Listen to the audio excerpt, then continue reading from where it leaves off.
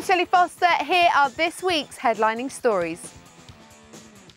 So that's where the four puffs keep their piano. We ask, is Robert Pattinson's waxwork just Luke Perry's old one with different hair? And Craig David explains what he loves about the Eurostar platform at St Pancras. For me, more so, it's being a platform where I can reach millions of people. London to Brussels in 90 minutes, not bad.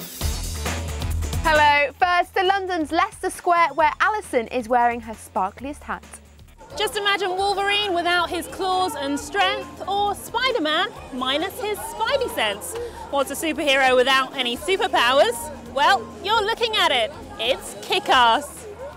Based on the comics by Mark Millar, who gave us Wanted, it follows Dave Lazuski, played by Brit star Aaron Johnson, who costumes up and inspires a whole group of have-a-go heroes into action. Red mist. Oh, that kind of hurt. It's a postmodern superhero film. It's original. It's you know, taking all those moments and putting a twist on it. It's a dark comedy. One that, as it turns out, I'm not pronouncing right. Yeah, I've been saying Kick-Ass. Kick-Ass, Kick-Ass. It's everybody's American in the movie, so you gotta. I gotta get my yeah. Okay, lesson over. Alongside Christopher Mintz-Plasse, the other Caped Crusaders include Big Daddy, aka Nicolas Cage, and Hit Girl, played by Chloe Moretz, although she's nowhere near as tough as her character. So could you hold your own in a fight? Hit Girl could, Chloe probably couldn't. I'd be too scared. I'd be like, okay, please don't hurt me, please. Now, if that's not enough to impress, then this might just do it. The movie's produced by none other than Brad Pitt. And the Hollywood A-lister put in an appearance at the European premiere. Not that many got to see him. Yep, here's a man who does have an extraordinary gift, the ability to make himself invisible, as after signing a host of autographs, quick as a flash, he vanished. And he is still in my flat. Staying with movies, we sent Nick to meet double Oscar winner Emma Thompson, one of our country's greatest talents. What does he ask her about? Dancing pigs. Now, I love the film, and first off, because it has pigs doing funny things in it, and that, in my mind, makes a film. Was that your idea? Yes, absolutely. It was my idea, but I have to lay my coat firmly at Susanna's door as well, because all I did was write the sentence, the pigs perform a short but stylish synchronised swimming routine. That's all I wrote. I didn't say, it does this, they do that, their legs go up in the air. So it was Susanna who said, no, I want 6 pigs. In fact, I think it was just 1 pig in the script. She said, no, I want them all in there. And the CGI boys, who then turned it into this kind of, you know, Busby Berkeley number with the water lily as well. It's my favourite thing I've ever seen ever. My favourite shot in the film is the one of the pig going like that. Now, it's a trilogy, hopefully, as well. So, I mean, the third one, when can we expect to see that? Will that be moved on in the same amount of period? Well, I don't know. First of all, we've got to see if this one makes any money, quite frankly, because if it doesn't, we won't be making a third one. But what the studio want is for me to do a modern one next.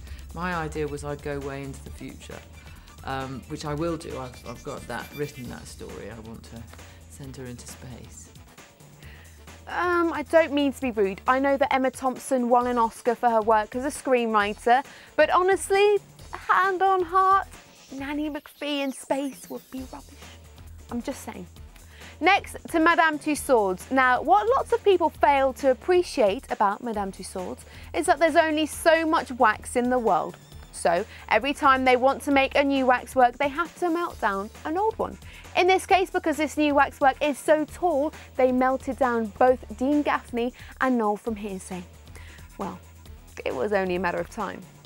Maybe it's his hair, his eyes, his lips, and he's the envy of every man across the globe. Ta-da! Robert Pattinson. Well, almost.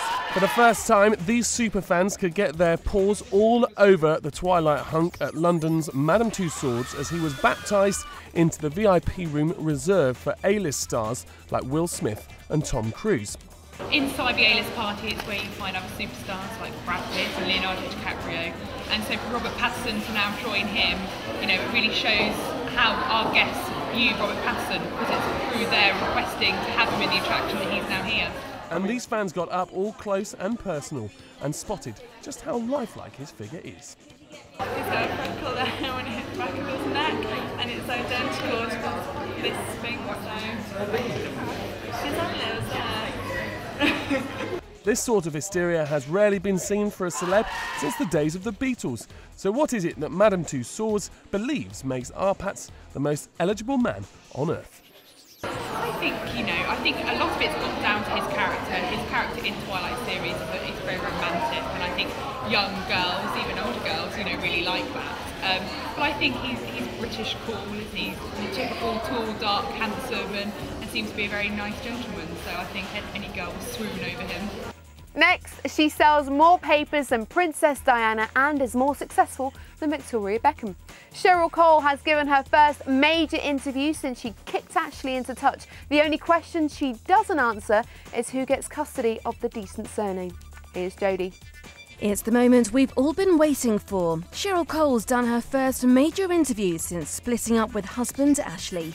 Unsurprisingly, questions about the breakdown of their marriage were strictly off limits. But Cheryl was asked about her friendship with Black Eyed Peas star will.i.am after he publicly admitted fancying her. Well, he's only human after all. To which she diplomatically replied, "I would work with Will for the rest of my career if I could. He is absolutely inspiring, futuristic and creative." Good fob off. And it seems Cheryl was keen to focus on the more positive things in her life during the radio interview, like having just been voted the most inspirational woman of the decade in an online poll. She has admitted she may have made mistakes and the odd bad choice, but believes it's this that makes her an inspiration to many people. And finally, it was on to rumours Cheryl was going to be a part of the new American version of The X Factor. But Shez says while she would be keen, she hasn't been approached about it. And even if she was, she'd be a little concerned they might not get her Geordie accent, calling it weird. Staying with The X Factor. Here's 80s pop sensation Sunita on the move across the pond. There's so much talk about the American X Factor. Do you think you'll go over there and have a hand in it too? Oh gosh, well I have told him that I want to, and he said it shouldn't be a problem. So I'm like, I'll take that as a yes, but it's not really a yes, is it? Exactly, I know, write it in writing on my hand so I can What would you want to do? Would you want to have the same sort of role, sort of mentoring, helping out with the choosing? Yeah, I love working with him. We work really well together, and it's like 7 years, so it's been going well. But if they really wanted me to be a judge, I guess I'd have to do that. Okay. Do you think Cheryl do you think American audiences will take to her? Because there's a lot of debate about whether they'll understand what she's saying, her accent. Well, if I was Cheryl, I would be taking elocution lessons and acquiring an American accent. You know what I mean? It's very easy. I'm American, I have an English accent, but I've been here a long time. So, but I think her personality, she's beautiful, she's warm. I think they'll love her, yeah. Have you spoken to her recently? Have you seen her about? Not since she's come back this time. But I'm looking forward to seeing it. It all happens again so quickly, doesn't it? Yeah. But I'll go out to America for the Idol finals, in fact, in the next few weeks. So if they're out there, yeah. Or Cheryl needs electrocution lessons. What you seeing like, man? Pet like? Next, from Sunita to Craig David, who says this show is rubbish. Now, Craig David has had quite the week. He met a girl on Monday, took her for a drink on Tuesday. They were making love by Wednesday and on Thursday and Friday and Saturday. And he chilled at the UN on Sunday. Pretty exciting, isn't it? I just stayed in. Here's Lindsay, and don't adjust your set. That's just how Jerry Halliwell looks. Jerry Halliwell famously became a UN ambassador back in the 90s. Well, another star is following in her footsteps, becoming a Goodwill ambassador too.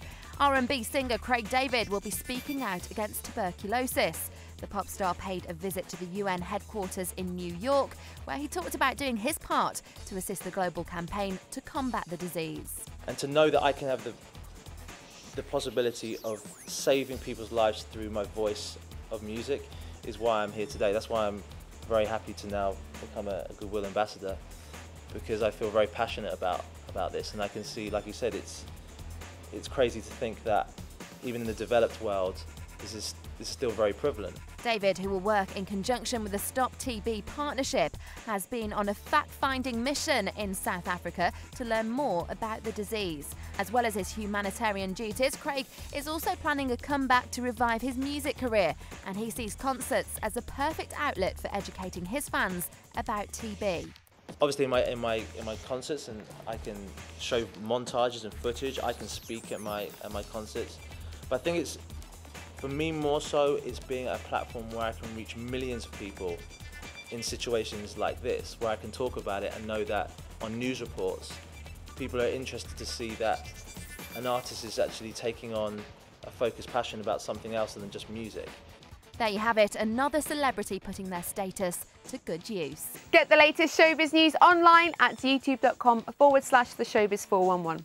Finally, if you like funny voices, facial hair and wigs, you're a fan of the Sugar Babes. No. There's some bad news. In fact, it's best that Steve tells you rather than me.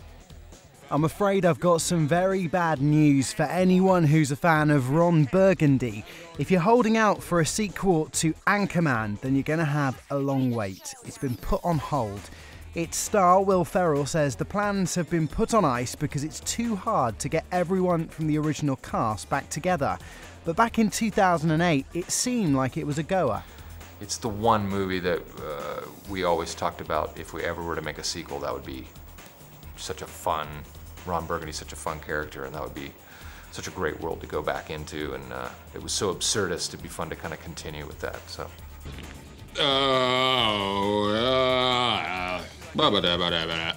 Anchorman has become a bit of a classic since its release in 2004, telling the story of 1970s newsreader Ron Burgundy. It also featured Paul Rudd, Steve Carell and Christina Applegate, all of who went on to have hugely successful careers. Will is hopeful it will happen at some point, but says it'll have to be something pretty special to match the humour of the first one. When he was promoting Pineapple Express, Seth Rogen said he was keen to repeat his bit part. I'll happily reprise my role as eager cameraman in Anchorman too. I was good as eager cameraman, so yes, I hope they do that. But it's also about Will finding the time too. He's got a couple of roles in the pipeline over the next few years, including a movie with Samuel L. Jackson and an animated comedy with Brad Pitt called Megamind. Stay classy, San Diego. I'm Shelley Foster. See ya.